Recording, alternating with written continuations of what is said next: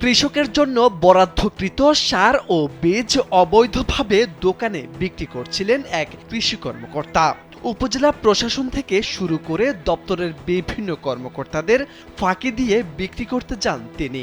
সবাইকে ফাঁকি দিতে পারলেও জনগণকে ফাঁকি দিতে ব্যর্থ হয় এই কর্মকর্তা। ফলাফলস্বরূপ জনতার হাতে ধরা।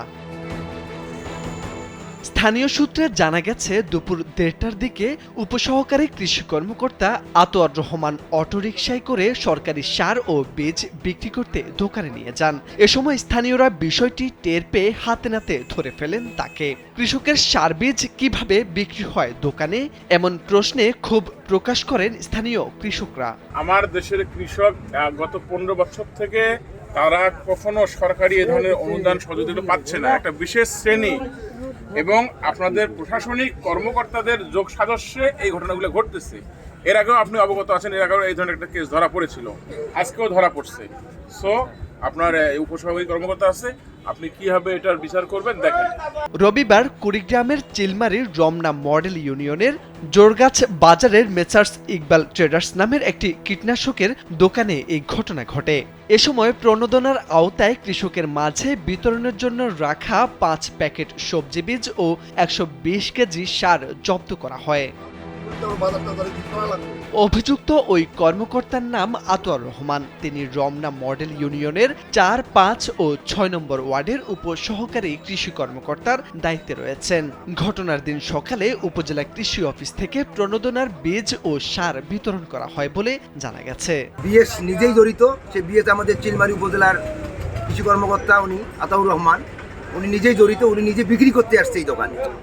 বিক্রি করে আসার পর আমি সেটা নিজে এসে দেখলাম, পরে আবার লোকজন আবার সবাই জড়িত হয়ে গেল যে না আসলে ঘটনা কি যত দিনে দেখি। আমরা 999-এও ফোন করছি এবং থানার মধ্যে জানানো হয়েছে ওনারা আসতেছে। আমাদের কৃষক ভাইদের ন্যায্য হক কৃষক ভাইদেরকে না দিয়ে দোকানে বিক্রি করার কোনো অনুমতি নাই। কৃষকদেরকে না দিয়ে এরা বিএসএফ সহায়তায় দোকানে বিক্রি করে। যে মালকটা বিক্রি করলে বাজার করা যাবে, লোক উঠে দিয়েছেন গাড়িতে, মাল উঠে দিয়েছেন গাড়িতে। সেই গাড়িতে আমার লোক ছিল, সে আমাকে ইনফর্ম করছে যে ভাই কৃষি অফিস থেকে যে মাল আসতেছে, হ্যাঁ অমুকে মাল পাঠাইছে, মাল আসতেছে। সঙ্গে সঙ্গে লোক পাঠাই দিয়েছি। এদিকে অভিযুক্ত বিএস আতোয়ার রহমান জানান, পুষ্টিবাগানের বীজ ও সার কৃষকরা তুলে এনে দোকানে রেখেছেন, পরে নেওয়ার কথা ছিল। সার বিক্রির প্রশ্নে তিনি গড়িমসি করেন। সেই পুষ্টিবাগানের মালামাল উঠাইয়া কৃষক এখানে নিয়ে আসিয়ে রাখছে। ওখানে গাড়ি যায় না জন্য এখানে রাখছে। পরবর্তীতে ওরা এই হাটের যে হাটের গ্যাঞ্জামের পরবর্তীতে হয়তো আগামীকাল নিয়ে যাবে। কৃষকরাই রাখছে। হ্যাঁ।